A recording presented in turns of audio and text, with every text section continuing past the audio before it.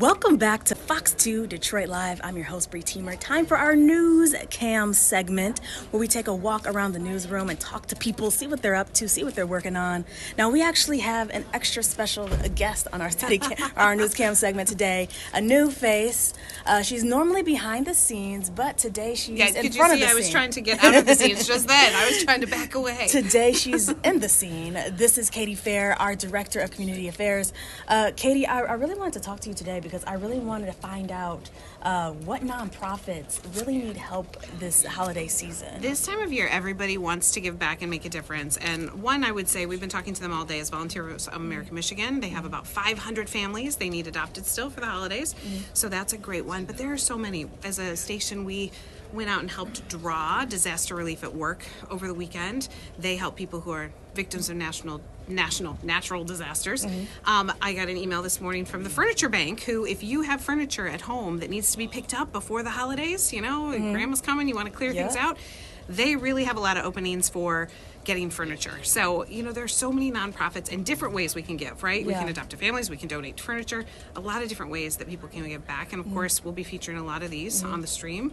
So people should tune in. So with the Furniture Bank, you just call them up and you give them your address and they come to your house and they pick it up. That's right. It's that easy. That's right, because think about it. No child should be sleeping on the floor, right? And so maybe we have beds at home we aren't using, or we have a kitchen table.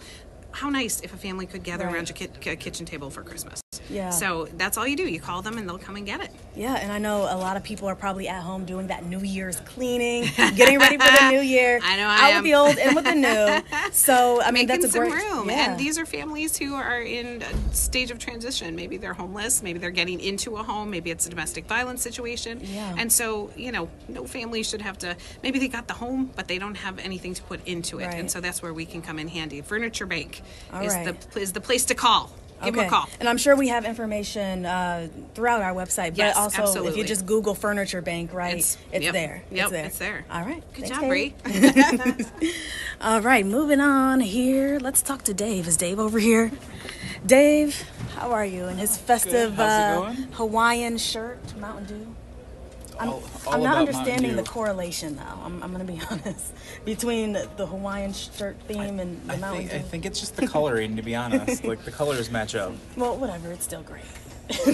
What you got, Dave? Let's see. We just actually had the chopper over it a few minutes ago, so we're going to have the story in the 5 and 6 o'clock news. Bedrock Developments has announced what they're going to do with the old jail site. That site was where the jail, before they just moved to the new one, you had the Frank Murphy Hall of Justice, the Juvenile Center, and then the 2 old jails all right there on Gratiot downtown.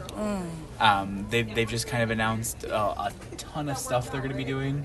They're going to be teaming up with Wayne State, Ferris State, and some other players in the area.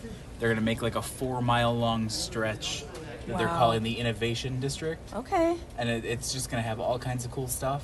They started with some it. teardown last month over there, and that project's going to take a few years to finish, but they've actually just to kind of announce the plans and released a concept image today. Bedrock really has their heels in Detroit's ground. They are everywhere and doing everything. They are, other than the Dan Gilbert owning the Cleveland basketball team instead of one of our Detroit teams. He seems to want to do everything here in Michigan. And I know that we just had Chopper go over not too long ago, about 40 minutes ago, and we actually got to see the site a little bit. So our viewers can't quite see that, but I'm sure it'll be online. Yeah, we'll have it online soon. We've had a few sicknesses here, so our web team's a little tore up at the moment. But we will have tore up at the moment. We will have somebody in doing some of that a bit later. Okay. And then the rest of kind of the news cam is tweaking. There we go. All right. And then we've got a bunch of like cool good news things going on with it's holiday season. We're getting ready for Christmas.